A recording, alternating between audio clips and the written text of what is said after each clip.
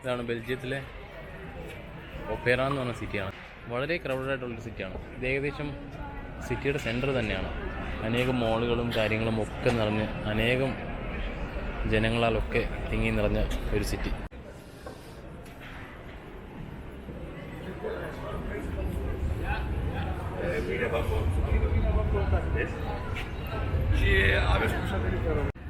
അനേകം വർഷങ്ങൾ പഴക്കമുള്ള കെട്ടിടങ്ങളാണ്.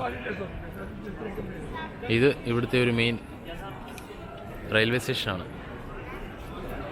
മുംബൈയിലെ വിക്ടോറിയ ടെർമിനസ് പോലെ തന്നെ ഇവിടുത്തെ ആർക്കിയോളജിക്കൽ ഡിപ്പാർട്ട്മെൻറ്റ് ഏറ്റെടുത്ത് ഇതിപ്പോൾ ഒരു റെയിൽവേ സ്റ്റേഷൻ പോലെ ആക്കി മാറ്റിയിരിക്കുന്നു. പണ്ടത്തെ ഒരു പാലസ് ആയിരുന്നു ഇത്.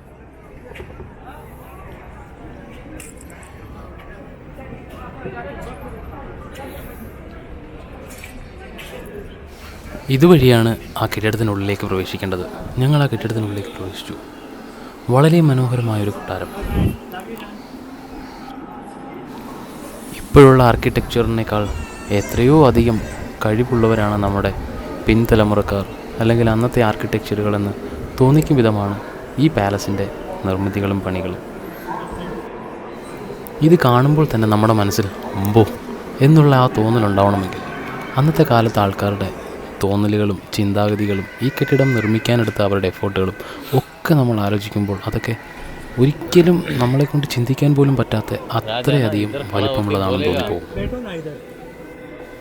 ഈ നിർമ്മിതികളൊക്കെ കാണുമ്പോൾ അന്നത്തെ കാലത്തെ ആ സന്നാഹങ്ങളും കാര്യങ്ങളൊക്കെ മനസ്സിലേക്ക് ഓടി വന്നു.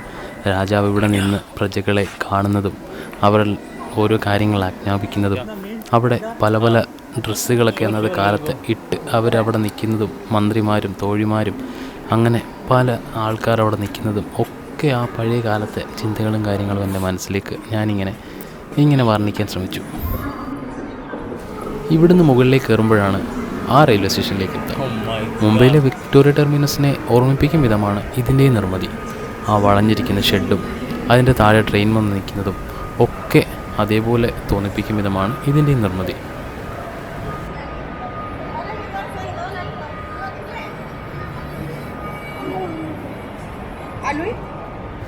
ഇവിടെ ഇനിയും 2 സ്റ്റെയർ താഴേക്ക് ഇറങ്ങി ചെല്ലണം റെയിൽവേ പ്ലാറ്റ്ഫോമിലേക്ക് പോകാനായിട്ട്. ഞങ്ങൾ അവിടെ നിന്ന് കാഴ്ചകൾ കണ്ട് ഇങ്ങനെ നിന്നു. സത്യം പറഞ്ഞാൽ ഈ ഭൂമി ഒരു മായാജാലം തന്നെയാണ്.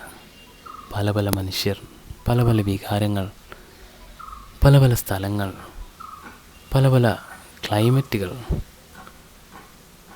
ഇതൊക്കെ ഓരോ ജീവജാലങ്ങൾക്കും അതിൻ്റേതായ രീതിയിൽ എൻജോയ് ചെയ്യാൻ പറ്റുന്നുണ്ടല്ലോ എന്നാലോചിക്കുമ്പോഴാണ് അതിലേറെ സന്തോഷം.